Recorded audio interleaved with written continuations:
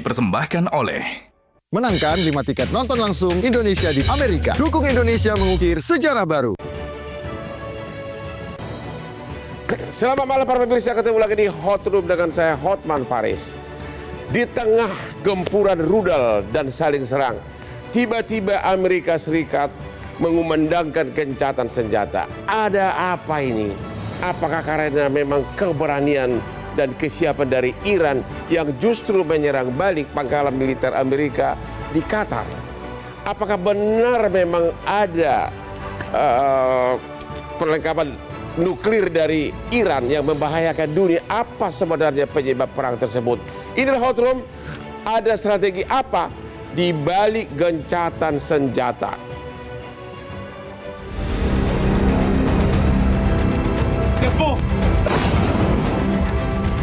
Ya Allah, ya Allah.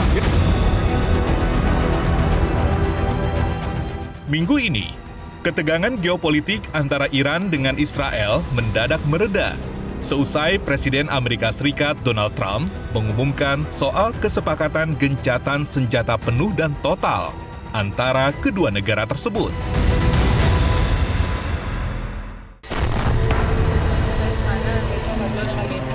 Perang Iran-Israel yang dimulai sejak 13 Juni lalu sempat memanas setelah Amerika Serikat turut menyerang Iran dengan menghancurkan 3 fasilitas nuklir utama Iran, yaitu Fordo, Natanz, dan Isfahan.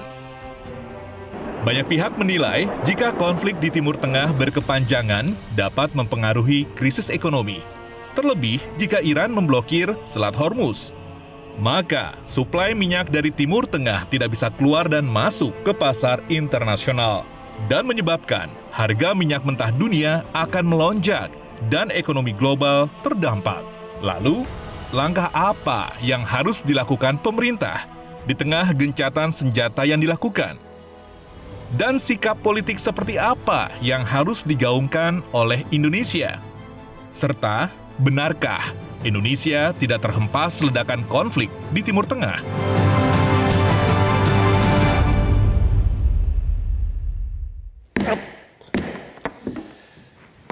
Di tengah perang jangan lupa minum kopi. Kopi itu menambah stamina dan tetap menghindari Anda lupa ingatan. Ya, ingat, Hotman sudah 43 tahun sebagai pengacara, tapi kopi luwak hitam premium tetap membuat stamina Hotman bisa kerja sampai tengah malam seperti ini. The best, kopi luwak hitam premium.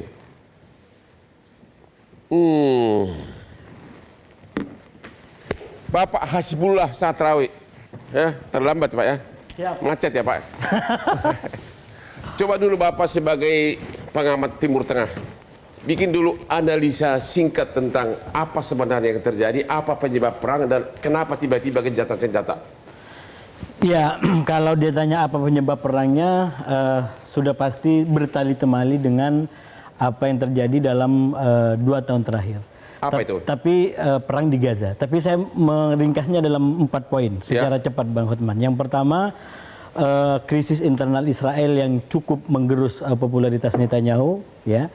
Yang kedua, perang di Gaza yang tidak pernah berakhir.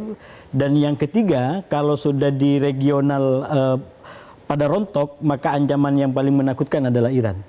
Dan yang keempat, akibat di Gaza yang nggak pernah selesai, banyak pendukung Israel yang balik badan dari mendukung menjadi mengkritisi Israel. Ya. Oleh karena itu, ini yang menurut saya hal-hal yang diinginkan oleh Netanyahu awalnya untuk didapat sebagai sebuah kemenangan. Tapi kalau maksudnya apa kaitannya itu sehingga Israel harus menyerang duluan Iran begitu loh? Iya, karena kan konteksnya tadi dari 4 hal ini proksi-proksi Iran di kawasan udah habis semua. Ya. Hamas sudah babak belur dalam tanda kutip ya, walaupun sandranya nggak bisa dibebaskan. Hizbullah sudah tercekik dengan berbagai macam hal. Ada kesepakatan dengan para pihak, termasuk dengan Libanon. Awalnya Hizbullah ini kan negara dalam negara. Dia bukan negara, tapi dia bekerja lebih daripada sebagai negara. Tapi gara-gara konflik terakhir, Hizbullah dijinakkan dengan berbagai macam kesepakatan, termasuk menegakkan sistem negara yang ideal di Libanon. Nah, Oleh karena itu dengan pertimbangan 4 hal tadi, sebenarnya Netanyahu ingin mengamankan 4 hal sekaligus tadi. Ya. Tapi sepertinya kalau dilihat dari perkembangan hari ini, 4 hal itu justru bukan memberikan kebaikan bagi Netanyahu, tapi justru menjadi ancaman baru. Karena dari 4 ini justru berbalik arah menjadi merugikan Netanyahu. Jadi bukan penyebabnya adalah untuk menghancurkan nuklirnya Iran. Ya itu ancamannya. Bukan itu faktor utama. Ancaman yang paling kuat yang dijadikan sebagai alibi adalah isu nuklir. Ya, tapi memang ada itu. Kalau menggunakan data-data yang sudah ada kan sebenarnya Presiden Trump juga diberikan laporan tidak ada. Tapi saya melihat ya ini kan banyak hal, banyak faktor, banyak pembisik.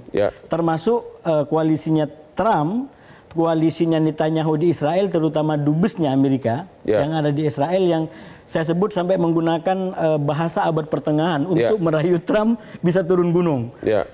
Tuanku, Anda presiden yang paling bersejarah, ini kesempatan momen untuk buat yang paling besar bagi Israel. Dan itulah kemudian keputusan yang diambil pada tanggal 22 Juni dengan melancarkan 3 serangan besar. Apa yang didapat oleh Israel dengan situasi terakhir ini? Kemenangan atau kerugian atau apa? Kalau mau dibaca fair nih Bang Hotman ya, kalau kemenangan itu kan bisa diukur berdasarkan tujuan tercapai atau enggak. Justru dari kedua negara ini tujuannya nggak tercapai. Tujuannya nggak tercapai. Kalaupun ini kemenangan yang sifatnya adalah citra, persepsi secara politik. Mungkin Iran tidak betul-betul menang, tapi karena dia di underestimate oleh Israel terutama dan mampu bertahan sampai di last minute loh. Last minute itu maksudnya jam 7 kurang 5 menit itu Iran masih hancur-hancuran dengan roketnya dan Israel betul-betul kelabakan di situ. Israel kelabakan, Ibu Koni. Sebenarnya ini gencatan senjata benaran atau ada apa sih? Kok lagi digempur habis digebukin sama Amerika tapi tiba-tiba Amerika yang menyarankan gencatan senjata. Analisa Ibu? Analisa saya sih ada banyak pengaruh ya. Pertama mungkin ada keterkejutan satu sisi, tapi yang kedua statement keterkejutan apa? Keterkejutan dari reaksi Iran yang begitu masif, begitu agresif. Yang kedua yang paling berpengaruh menurut saya adalah statement dari Presiden Putin. Ketika Presiden Putin menyatakan bahwa dia akan ikut campur, itu pasti berpikir keras. Karena kalau sampai Rusia itu komit untuk membantu Iran, seperti pernyataannya oleh Presiden Putin bahwa dia itu akan menolong siapapun negara kawan dan negara sahabat, kira-kira demikian. Maka ini hitung-hitungannya pasti panjang karena kalau itu yang dijanjikan oleh Presiden Putin, artinya Iran akan banyak sekali mendapat dukungan. Mungkin yang paling penting buat saya adalah bukan saja dukungan persenjataan atau militer, rudal, sistem rudal, tapi juga yang paling penting mungkin sistem intelijen. Dan intelijen Rusia itu sudah sangat terbukti canggih ya. FSB kita bisa lihatlah dalam perang panjang Ukraina-Rusia kali ini saja. Kenapa prediksi orang tentang Rusia akan fall apart nggak terjadi karena kekuatan. Jadi menurut Ibu karena Amerika merasa perlu gencatan senjata karena akan lebih. Dia melihat akhirnya lebih kompleks dan tiba-tiba ada statement itu. Yang kedua tandanya adalah dengan kemudian Presiden Trump berpikir untuk meminta Cina, bayangkan yang selama ini Cina rivalnya, dia malah minta bantuan kan sekarang. Jadi dunia ini sedang jadi agak terbolak-balik nih sebenarnya dengan keadaan ini. Tapi kalau dibilang gencatan senjata pura-pura enggak. Ini gencatan senjata yang menurut saya agak serius karena ada banyak pertimbangan yang terjadi. Ibu yakin bahwa Amerika takut sama Iran? Atau takut sama Rusia? Ini bukan takut Iran, takut Rusia. Ini kan masalah strategi. Gitu. Bisa saja kita hitung Rusia punya apa, Iran punya apa, Amerika sendiri punya apa secara militer. Tapi persenjataan itu bukan segala-galanya. Strategi perang, bagaimana doktrin perang yang akan diaplikasikan, ya kan? Bagaimana apakah perang langsung atau tidak langsung, semua banyak pertimbangannya. Dan tapi faktor apa buat Rusia sama Cina sampai harus berkorban untuk membantu Iran? Faktor apa keuntungan bagi Rusia dan Cina? Oh banyak hal. Sekarang gini, pertama buat Rusia sendiri ini kalau dari ini pandangan saya ya, bukan pandangan kampus saya berada. Ntar saya diklaim lagi sama kampus saya. Kalau pandangan saya adalah ini cara kalau saya jadi Presiden Putin ini cara balas dendam dong. Kemarin lo ngerjain gue, nah sekarang lo gue kerjain kan kira-kira kayak begitu. Balas dendam kepada Amerika dan Barat dong. Kan selama ini kan Rusia ini kan dengan terjadi perang Rusia ini Ukraina kan sebenarnya dia kena proksi kan. Nah, inilah saatnya menurut saya dia bermain juga. Oh, kalau kamu kemarin bisa bermain dengan itu, saya juga bisa bermain. Kira-kira kan demikian.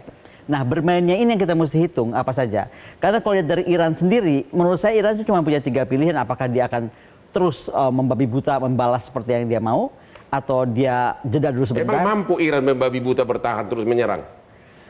Kalau udah masalah kedaulatan negara, masalah kehormatan dari segi negara, kepersediaan senjatanya segala memang mampu. Pasti mampu. Pasti mampu. Pasti mampu. Pasti mampu. Karena sekali lagi saya bilang, ini kan kalau Rusia menyatakan akan membantu, tapi banyak negara juga tidak menyatakan tapi bisa membantu. Contoh Ukraina. Kita tahu kok, jangan jauh-jauh Ukraina, Papua. Gerakan Papua Merdeka, apa nggak ada yang bantu? Nah, jadi yang tidak membantu itu yang nggak kelihatan. Terima kasih. Kita ketemu lagi di Hot Room setelah yang berikut ini.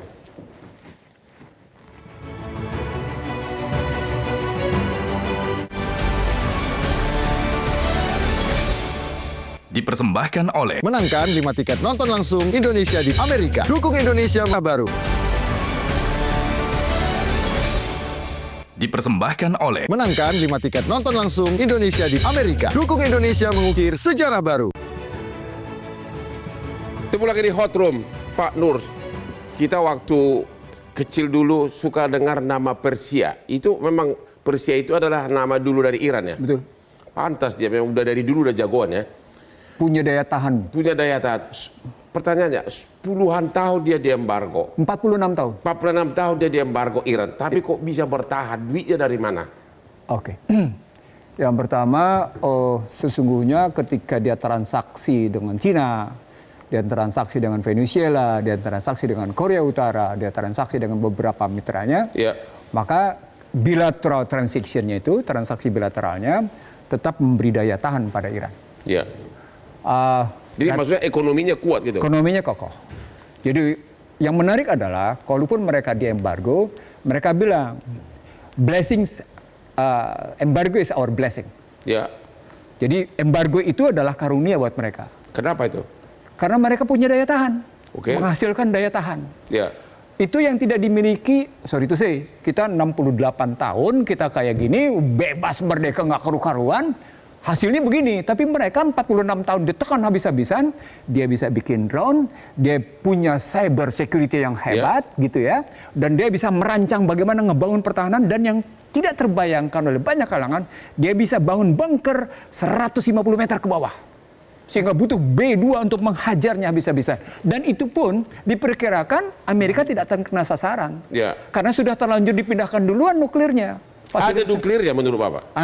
Menarik. Ketika ngambil di sini, kita pakai data resmi. Ya. Badan Tenaga Atom Internasional, gitu ya, itu menyatakan bahwa mereka sudah punya 46,98 kg. Ya. Dari 46,98 kg uranium itu, Ya. Iran punya potensi untuk memiliki hulu ledak nuklir di satu sisi antara 9 sampai 10. Ya. Tapi sisi lain juga dibilang ada antara 20 sampai dengan 21. Ya. Itu hanya orang bilang dalam hitungan singkat. Tapi kalau pakai Badan Energi Atom Internasional itu perhitungannya ya lebih dari seminggu mereka punya itu. Nah itu yang dikhawatirkan oleh Amerika. Ya. Andai kata memang Iran betul-betul mewujudkan tenaga nuklirnya, Ya. fasilitas senjata Ya. nuklirnya, maka Iran menjadi punya daya tahan jauh lebih luar biasa. Jadi menurut Anda serangan Israel tersebut itu sebelumnya disetujui oleh Amerika?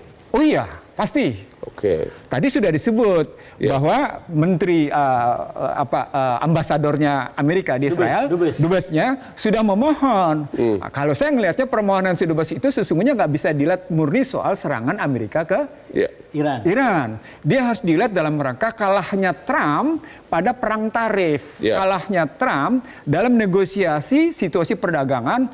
Anda bayangkan terhadap Kanada ngelawan. Terhadap Inggris ngelawan. Terhadap Meksiko ngelawan. Terhadap Cina bilang nggak ada urusan gue sama lo. Gue nggak akan nelpon lo. Artinya sesungguhnya ketika Trump menerapkan tarif, Trump tidak berdaya juga, maka kemudian dia tunda 90 hari. Nah, bagaimana sekarang memulihkan kebijakan perekonomian yang sudah sedemikian rupa terpuruk? Karena hampir tidak ada satupun ekonom di Amerika yang mendukung posisi yang namanya kebijakan Trump. Termasuk yang namanya Peterson Institute for International Economics. Sebagai sayap kuat dukungan Amerika. Itu tidak terlalu juga mendukung. Cuma bikin yang namanya kronologi tentang kebijakan Trump. Jadi dari analisa Bapak yang 46 tahun dia mampu bertahan. Kalau berlanjut perang, analisa Bapak, Israel sama Iran, pemenangnya siapa? Mari kita baca sekarang kekuatan yang ada di Iran. Apakah Iran masih punya rudal balistik yang namanya saya nggak bisa bilang ICBM, bilangnya Interregional Ballistic Missile, ICBM. Karena yang punya kontinental itu Korea Utara, yang kita punya itu Cina. Iran baru sampai pada posisi kemungkinan dalam posisi kekuatannya ICBM, Interregional Ballistic Missile. Nah, komponen Iran untuk ini masih punya cukup sisa. Indikatornya adalah tadi ketika Metro TV membuktikan 14 ilmuwan itu dibunuh, dihajar habis. Apa poinnya? Yang namanya sumber daya terkaya Iran itu sudah berkali-kali ini dihajar nih. Berkali-kali dihajar. Dipukul dulu sumber daya manusianya. Padahal sumber daya militernya dia dapatkan dari berbagai kalangan. Termasuk dapat dari Cina. Jadi kesimpulannya dari Rusia. Kesimpulannya kemungkinan besar akan pemenang melawan Israel. Nah, ketika pertanyaan ini siapa yang menang? Pertanyaan menjadi begini. Anda ngitung pemenangan dengan ukuran apa? Karena kompleksitas kekuatan militer tentu. Belum tentu, nggak bisa. Karena kekuatan militer bukan satu-satunya ukuran dalam perang. Jadi dunia militer tidak melihat bahwa kemenangan itu disebabkan oleh militer. Karena bisa saja kelihatan militer menang, tapi sesungguhnya masih ada perlawanan. Contohnya adalah bagaimana Afgan. Contohnya adalah bagaimana kemudian Amerika menyerang Irak habis-habisan. Tapi Irak masih menunjukkan perlawanan. Karena kalau memang sebegitu kuat, kenapa selama ini Iran diam aja? Kenapa nggak menyerang Israel duluan? Nggak mungkin, karena Iran dalam tekanan seluruh dunia internasional. Anda tahu bahwa yang namanya masih 31 Mei 2025, Iran masih ditekan oleh Badan Energi Atom Internasional. Ditekan habis-habisan. Dan penekanan itu mendapatkan bahwa posisi Iran itu amat sulit untuk bergerak. Duitnya untuk membuat itu rudalnya itu begitu banyak dari mana gitu loh? Itu tadi dia dagang dengan Cina. Dia dagang dengan Cina, dia dagang dengan Venezuela, dia dagang dengan Korea Utara, dia dagang dengan Rusia. Anda tahu nggak? Secara real Iran itu ngebantu yang namanya Rusia dalam posisi drone-nya.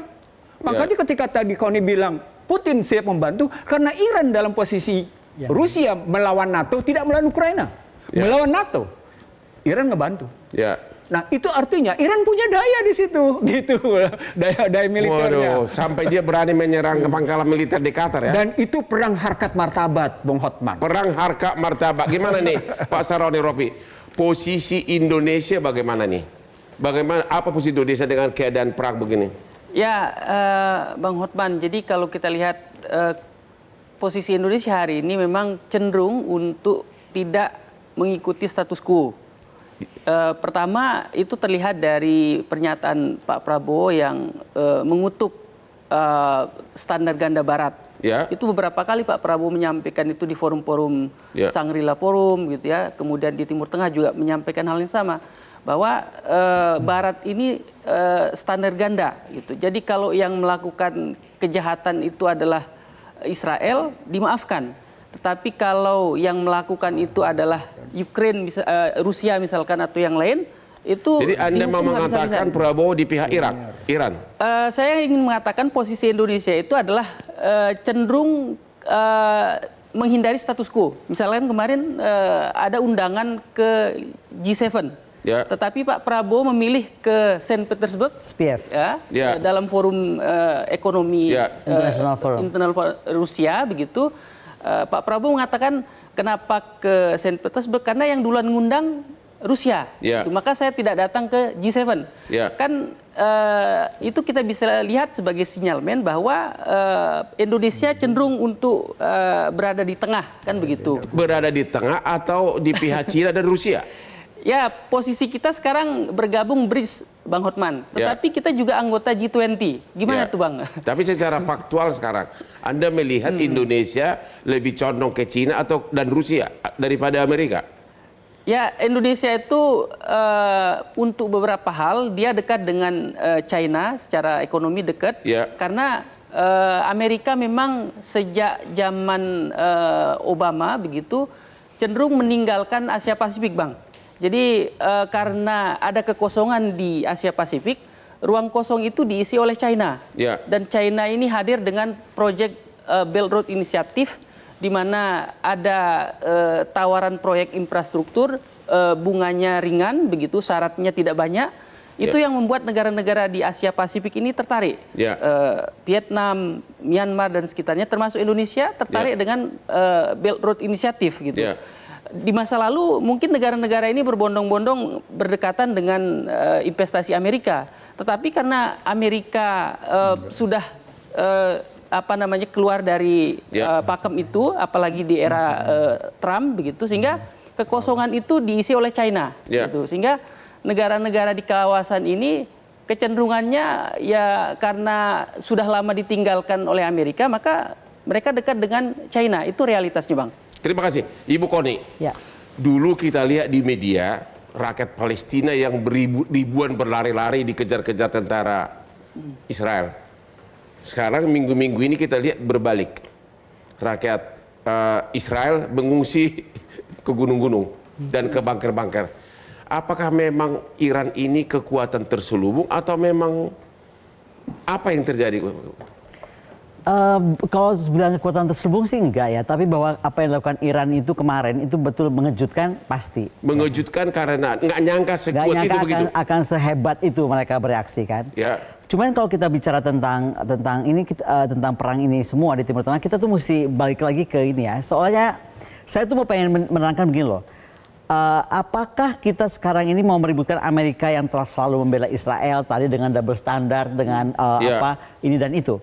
Yang kita harus lihat dulu adalah posisi bahwa selama-lamanya Amerika akan membantu Israel. Karena kalau kita misalnya lihat tulisan dari salah satu pendeta evangelis, Tom Boyle, dia bilang begini, bahwa dia keluarkan buku, dia keluarkan buku namanya Two Nations Under God.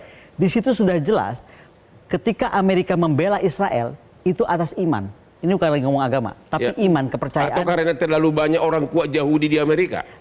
Bisa itu juga, tetapi pokoknya ada perasaan bahwa ini adalah menjadi perang suci. Nah, kita mesti tarik ke sini, karena kalau kita biarkan, ide perang suci ini bisa berbahaya.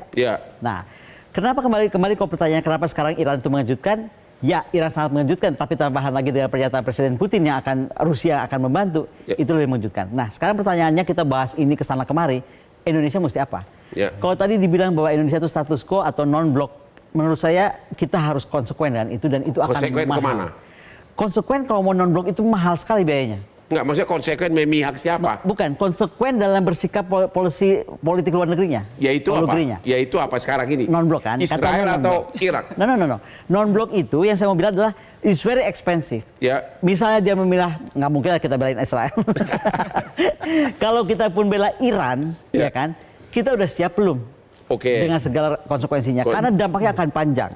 Dan hantaman Iran ini bukan cuma masalah senjata kan. Tadi disampaikan Pak Ihsanuddin.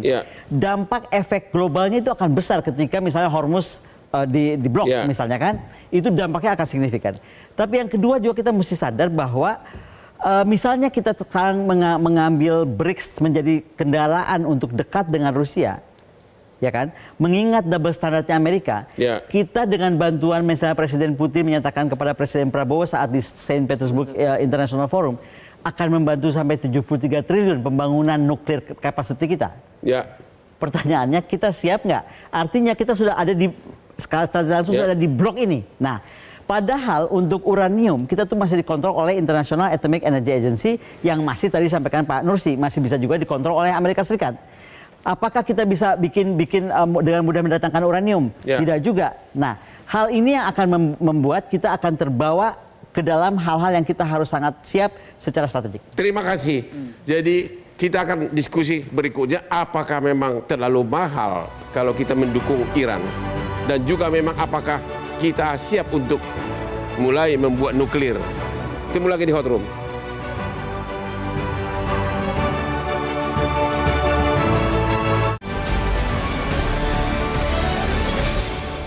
Dipersembahkan oleh Menangkan 5 tiket nonton langsung Indonesia di Amerika. Dukung Indonesia mengukir sejarah baru.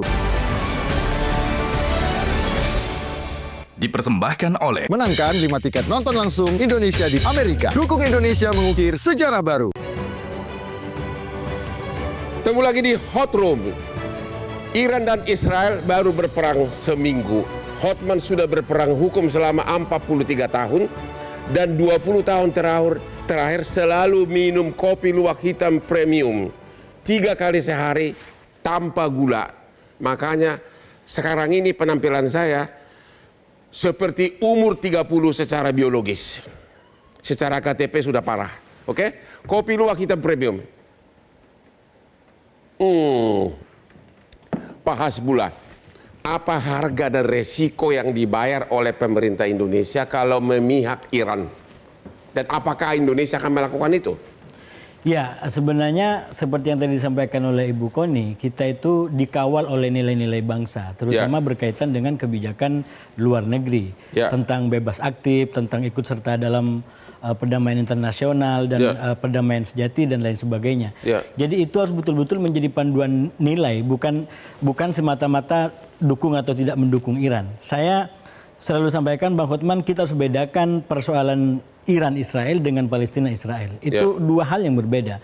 Kalau Palestina-Israel memang konteksnya adalah kemerdekaan, ia adalah hak segala bangsa. Itu clear. Tapi soal Iran bukan soal itu. Kita jangan campur adukan, sama-sama ini gelasnya tapi mungkin isinya berbeda. Nah, oleh karena itu menurut saya kalau dibaca secara visi kebangsaan kita, mestinya Indonesia itu yang pertama komit dengan agenda politik luar negerinya. Saya sampaikan tadi di awal, dengan Netanyahu menyerang Iran bukan tanpa kalkulasi. Dia punya kalkulasi yang minimal saya sampaikan 4 tadi. Nah, kalau kita ikut tabuhannya Netanyahu, lagi-lagi menang Netanyahu. Apa itu? Dunia terpaling dari Palestina mengikuti apa yang terjadi di Iran. Sampai hari ini Bang Hotman, di Palestina itu puluhan, 50 orang, 80 bahkan mendekati 100 nyawa melayang. Nah itu yang sebenarnya kalau masuk dalam perjuangan Bang Hotman sampai 40 tahun tadi, dikaitkan dengan itu, ada soal yang sangat serius. Karena kalau ini Bang Ihsan Nursi sering bicara itu, ada soal yang disebut sebagai sistem keberlanjutan daripada peradaban Barat ini. Terutama kalau dilihat daripada nilai dan sistem hukumnya. Nilai apa? Kemanusiaannya nggak bulat. You bicara manusia, kalau itu teman you, begitu bukan temannya, lu bukan manusia. Itu fakta hari ini. Jadi Anda melihat Indonesia tidak akan memihak Iran? Memihaknya dalam konteks tadi, yang pertama adalah bagaimana ikut serta untuk perdamaian dunia. Artinya tidak akan secara hitam putih langsung. Bukan hitam putih gitu. Jadi kalau dalam konteks Palestina ada soal kemerdekaan ialah segala bangsa, maka dalam konteks Iran bagaimana menjaga ketertiban dan partisipasi dalam konteks dunia tadi. Terima kasih. Pak Nur, apakah memang Indonesia merasa tahu diri nggak kuat untuk membela Iran? Sedangkan kita masih perlu pembenahan di mana-mana. Posisi Iran adalah posisi yang secara moral global mendapat dukungan dari banyak kalangan. Iran. Secara internasional, baik Amerika maupun Israel itu kehilangan moral global. Secara internasional. Israel dan Amerika. Kehilangan moral global. Tadi sudah ada vonis dari Mahkamah Internasional Hak Asasi. Sudah ada vonis dari pidana internasional. Dan jelas-jelas disebut Netanyahu adalah penjahat perang. Netanyahu adalah penjahat kemanusiaan. Jelas sudah. Karena itu beberapa negara Eropa langsung mengambil jarak dengan yang namanya Netanyahu. Nah, di situ kelihatan. Nah, dalam konstruksi seperti itu memang harus ada pengalihan. Benar dia ada pengalihan. Tapi sayangnya pengalihan itu yang menikmati bukan Israel. Yang menikmati Amerika. Kenapa? Karena Amerika menguasai 5 pasar. Dia kuasai pasar energi, dia kuasai pasar pangan, dia kuasai pasar senjata, dia kuasai pasar logam, dia kuasai pasar industri keuangan berikutnya. Nggak bisa dalam posisi itu. Cadangan devisa masih di dalam US dollar, masih dalam posisi greenback. Jadi ketika tadi dibilang Amerika double standard, enggak, Amerika bukan double standard. Amerika itu multiple suitable standard. Multiple suitable standard. Itu yang harus dilihat. Artinya jelas maunya ambisi bisnis. Apa yang enak buat gua, nggak ada urusan sama lu. Itu poinnya, nggak ada urusan. Itulah yang dilakukan oleh Trump. Bahwa segala sesuatu demi Amerika, itulah make America great again. Tapi ketika dicari core-nya, intinya dari make America great again itu siapa? Balas ketemu tadi, bagaimana sesungguhnya si duta besar Amerika di Israel memohon. Artinya ada di situ Uber alles. Siapa sih Uber allesnya ini? Itu yang mesti dicari. Jadi inti utama nilai plusnya bagi Amerika apa? Persoalan Amerika? Amerika sedang mempertahankan posisi hegemoninya. Dan itu sedang dia pertunjukkan dengan kekuatan militer. Tapi kenapa tiba-tiba gencatan senjata? Loh, dia sudah di dalam negeri, jangankan dari Demokrat, dari Republik sendiri sudah menyatakan, Trump, Anda sedang menuju pemakjulan. Sampai si Thomas Massie disebut, Anda kebodohan yang menjengkelkan. Dan terhadap Iran, terhadap Israel, Trump itu memakinya nggak enak disebut. Nggak enak dikatakan, karena memakinya dengan bahasa kotor. Dalam bahasa yang lain, ketika kita ngeliat kondisi internal dan eksternal, itu memang berbeda. Amerika keluar itu adalah Amerika yang punya kekuatan tangguh dalam perspektif militer dan lima pasar. Tapi begitu ke dalam, rapuh. Dia takut dicopot gitu. Itu buktinya betapa yang namanya Republik dan Demokrat saling bersaing gak karu-karuan. Pertanyaan berikutnya, kalau perang ini berlanjut, ya, apa akibatnya secara ekonomi maupun politik kepada Indonesia? Kalau misalnya sampai selat apa itu ditutup dan Hormuz. Pertama, yang punya kepentingan menutup selat Hormuz sesungguhnya itu bukan Iran.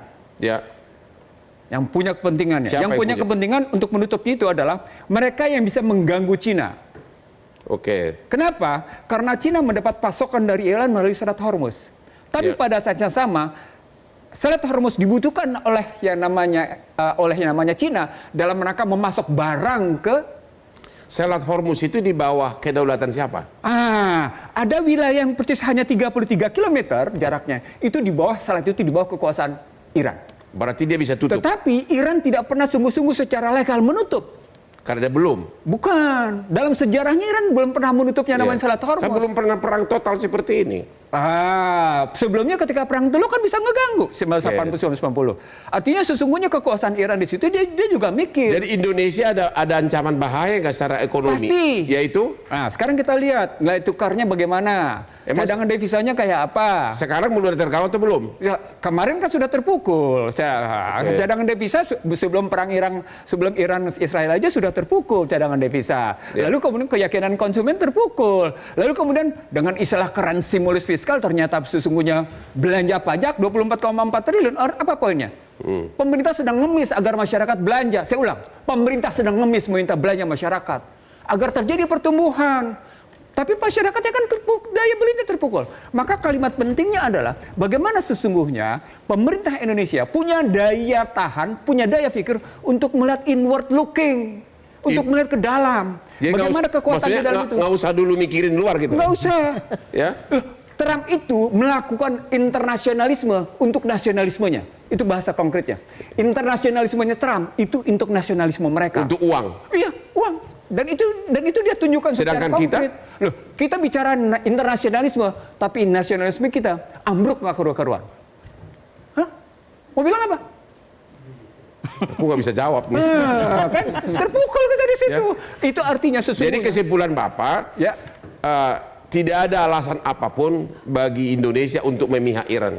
Bung Hotman, dalam satu perdebatan di lembaga hukum di mana dihadiri oleh Gubernur Bank Indonesia, dihadiri oleh Menteri Keuangan, dihadiri oleh Luhut Binsar Panjaitan, dihadiri oleh Kapolri, saya bilang tegas-tegas menyatakan, dunia sedang mengalami deglobalisasi. Pertanyaan besar, kenapa Indonesia masih tetap melakukan globalisasi?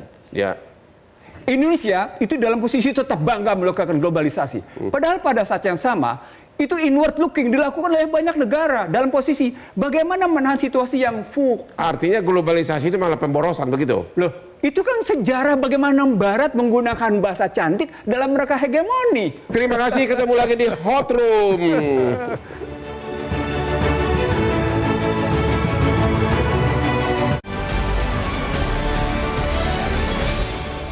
Dipersembahkan oleh Menangkan 5 tiket nonton langsung Indonesia di Amerika. Dukung Indonesia mengukir sejarah baru. Dipersembahkan oleh Menangkan 5 tiket nonton langsung Indonesia di Amerika. Dukung Indonesia mengukir sejarah baru. Ketemu lagi di Hot Room, Ibu Koni. Jadi analisa terakhir saudara di segmen terakhir ini, ke arah mana kira-kira perang Israel-Iran ini dan bagaimana seharusnya sikap Indonesia? Kalau ke arah mana perangnya ini akan berakhir, memang kita harus menduga juga Trump mau bikin apa lagi ya. Jadi mendingan gak usah kesana yang kita pikirin. Saya lebih tertarik menyambung tadi pernyataan Pak Ihsanuddin Nursi. Indonesia sendiri siap atau tidak? Karena saya khawatir Indonesia ini jalan tanpa punya pola atau punya cetak biru. Cetak pola ya? Cetak biru, blueprint. Kita kan bikin rumah harus punya blueprint nih, mau kayak apa. Nah, mungkin kita sekarang sedang menjalankan Indonesia tanpa blueprint. Ini yang buat kita berbahaya. Contoh, ketika kunjungan kemarin Presiden Prabowo ke Saint Petersburg International Forum, itu disambut sangat gegap gempita dan delegasinya juga besar. Ya. Saya bangga ketika kemudian melihat pengumuman bahwa kita akan mendapatkan 73 triliun bantuan untuk penguatan kekuatan nuklir. Ya. Nah ini kan sesuatu yang strategis. Ketika zaman Soekarno, nuklir kita itu menjadi nuklir yang multi-purpose. Satu buat kekuatan energi, tapi at the same time kita bisa membuat pengayaan sehingga kita mampu menjadikannya senjata. Ya. Pertanyaan yang kedua adalah, dalam posisi Indonesia hari ini, menurut saya Indonesia ini nggak punya uranium atau kemampuan pengayaan uranium lagi karena kita terlalu dikontrol oleh International Atomic Energy Agency. Jadi yang ketiga yang kita mesti pikirkan adalah, kalau kita sudah memutuskan lebih bersahabat dengan Rusia untuk pengembangan nuklir, maka at the same time kita juga harus memperkuat diri dan diplomasi. Bukan saja ngomong kekuatan militer, kekuatan kemampuan berdiplomasi di luar negeri supaya uraniumnya bisa didapat. Ngapain dapat 73 triliun tapi kita nggak bisa mendatangkan uraniumnya? Atau ngapain kita dapat 73 triliun kita nggak boleh mengadakan pengayaan hingga batas yang kita inginkan? Hari ini misalnya kita lihat Iran, kenapa Iran begitu ditakuti? Tadi kan pertanyaan awalnya begitu. Karena dia mampu mengayakan uranium sampai 60%, tapi itu yang tersurat. Yang sebenarnya tidak tersurat, dia sebenarnya sudah mampu sampai 90%. Artinya dia bisa berubah menjadi senjata ini. Sudah hampir 90% menurut Ibu. Indonesia harus bisa itu. Terima kasih. Pak Saroni, secara politik internasional, apakah yang ditempuh Indonesia ini sudah tepat dan apa saran saudara? Tolong sikat. Ya, saya kira apa yang bisa kita pelajari dari peristiwa hari ini, Bang Hotman, bahwa aktor yang terlibat dalam gencatan senjata itu adalah Qatar. Jadi Qatar ini negara yang unik, yang mampu masuk ke semua kalangan. Dia bisa berhubungan dengan Amerika, bisa berhubungan dengan Iran, bisa berhubungan dengan Hamas. Semua faksi-faksi di Timur Tengah dihimpun di Qatar gitu. Sehingga ketika ada situasi seperti ini, dia menjadi aktor mediator yang bisa masuk ke semua lini. Saya kira Indonesia dengan posisinya yang non-blok tadi, mestinya bisa memainkan posisi yang demikian, sehingga akan berdampak ke reputasi. Jadi mestinya Indonesia mencontoh Qatar begitu? Ya, saya kira dengan posisi kita yang demikian, yang bebas aktif, mestinya kita bisa lincah ke semua lini dan dampaknya ke nasional. Pak Hasibullah. Siap. Meskinya kita bisa lincah, emang kita kurang lincah. Apa saran Bapak di segmen terakhir ini? Yang pertama kita harus realistis.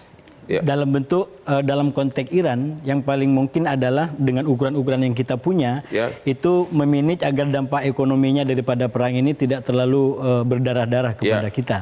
Dan yang kedua, untuk Indonesia disampaikan oleh Bu Kone dan Pak Nursi tadi, fokus kepada pembangunan apa yang mau kita buat ke depan. Jangan ganti setiap saat sesuai dengan pergantian rezim.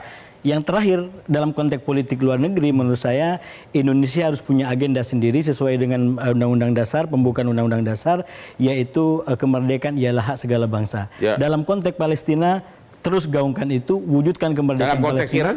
Dalam konteks Iran, kita jaga agar dampak ekonominya tidak terlalu banyak. Tidak usah terlalu aktif terlibat begitu. Kekuatannya terbatas, Bang. Kekuatannya terbatas. Jadi paling tidak kita nggak bawa belur, itu sudah bagus. Terima kasih, Pak Nur. Coba ponter-ponter yang perlu, yang menurut Anda yang kita harus lakukan di tengah perang Israel-Iran dan sebagainya. Oke, yang pertama mandulnya lembaga-lembaga multilateral kita hentikan.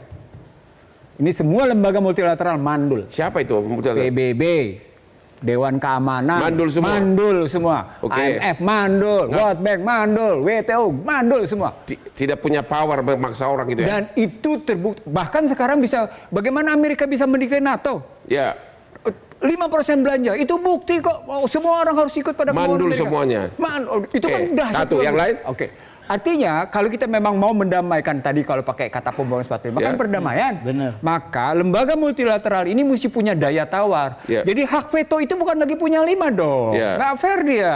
Sudah lama dihendaki reformasi PBB tidak pernah berjalan. Sudah lama dikehendaki ada Dewan Keamanan untuk direformasi. Nggak bisa jalan. Indonesia sendiri gimana sikapnya harusnya? Nah, kalau kita mau balik ke Indonesia, baliknya tetap tadi. Bagaimana kita ngebangun perdamaian abadi berdasarkan peace, stability, and prosperity. Gitu pendekatannya, bagaimana kedekatan damai. Jadi jangan memihak terlalu terang-terangan atau bagaimana kepada Irak? Kalau bicara soal memihak, kata kuncinya adalah harus diproporsikan pada tempatnya masing-masing. Yaitu? Nah, kalau kita bilang proporsikan pada konstruksi yang namanya Iran diserang Israel kok. Itu artinya masalahnya ada di Israel. Ketika Amerika menyerang juga Iran, Amerika menjadi sumber masalah. Kok tiba-tiba minta gencatan senjata? Kita nggak bisa memihak di situ dalam konstruksi. Sumber masalahnya ada di situ. Nah, di situ kelihatan bahwa dunia ini tidak adil. Nah, Indonesia bisa berteriak dong, Israel, jangan begitu dong. Amerika, jangan begitu dong. Itu mestinya kalau Anda bertanya, tekanannya di situ. Kan kita, apalagi Anda bersumber dengan konstitusi. Menegakkan keadilan bagi seluruh rakyat Indonesia dan keadilan bagi masyarakat dunia. Jadi kesimpulannya, untuk ke depan apa yang harus dilakukan oleh Indonesia menanggapi perang ini? Satu. Poinnya aja. Poinnya saja. Namanya perbaiki kualitas diplomasi Indonesia dalam kerangka ekonomi politik. Ulang. Saya pernah menjadi dosen ses dulu. Itu satu. Kalimat pentingnya adalah memperbaiki kualitas para diplomat Indonesia. Emang kurang berkualitas. Kalimat saya kayak gitu coba. Oke, yang kedua apa? Jadi diplomat kurang berkualitas. Dengar tuh semua ya. Yang kedua apa?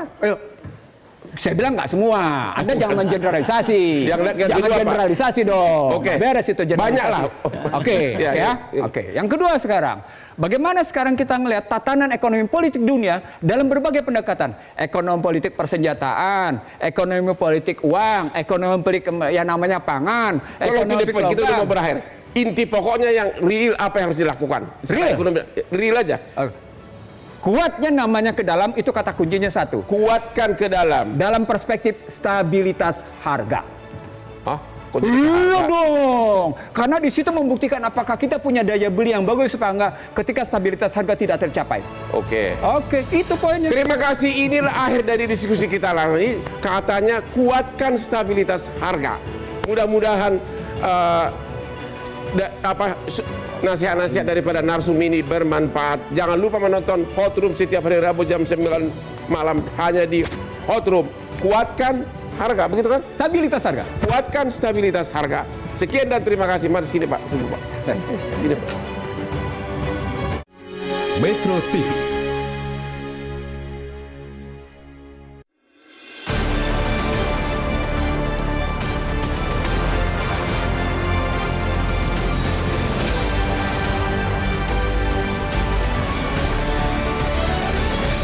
Dipersembahkan oleh Menangkan 5 tiket nonton langsung Indonesia di Amerika. Dukung Indonesia mengukir sejarah baru.